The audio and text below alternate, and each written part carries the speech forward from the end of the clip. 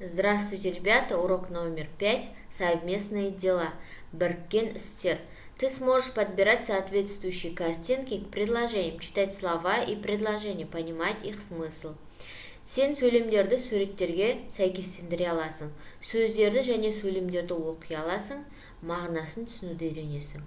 Упражнение 1. Прочитай предложение на родном и русском языках. Соотнеси предложение с картинками.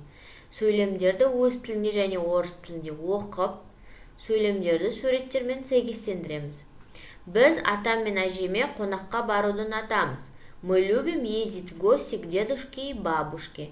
Это предложение соответствует к картинке А. Бұл сөйлем А суретіне сәйкес келеді. Біздің отбасымыз домбыра тартып, ән айтқанды жақсы көреді. В нашей семье все любят играть на домбре и петь. Это предложение соответствует картинке Б. Бұл сөйлем Б суретіне сәйкес келеді. Әкем мен Санат балық аулағанды жақсы көреді. Папа и Санат любят ловить рыбу. Это предложение соответствует картинке Г. Бұл сөйлем Г суретіне сәйкес келеді. Санат асық ойнағанды ұнатады. Санат любит играть в осыки. Это предложение соответствует картинке В. Бұл сөйлем В суретіне сәйкес келеді. Назови любимые занятия Саната и его семьи. Составь вопросительное предложение к любой картинке. Используй вопросительные слова кто, кім, куда, қайда. Что, не, на чем, немен. Сұраулы сөйлем құрастыр. Кез келген суретке және мына сөздерді қолдан. Сұраулы сөздерді қолдан. Напиши одно предложение в тетради. Бір сөйлемді дәптеріңе жазып ал. Что любит делать Санат? Санат не істегенді жақсы көреді. Санат любит играть в осыки. Санат асық ойнағанды жақсы көреді. Упражнение 2. Послушай стихотворение. Өлең жолдарын тыңда. Дедушка и внук. Немересі мен атасы. Дед у Серика спросил: Сена, ты зачем косил? Воду в дом зачем носил? Поливал зачем ты грядки? И зачем писал в тетрадке? Серик объяснил охотно: это все моя работа. Если все лениться станут, что тогда мы будем есть? Улыбнулся внуку дед. Неплохой ты дал ответ, Аубакиров. Атасы Сериктен сұрады: шөпті неге ордың? Не үшін суды үйге тасыдың? Не үшін жиекке су құйдың? Не үшін дәптерге жаздың?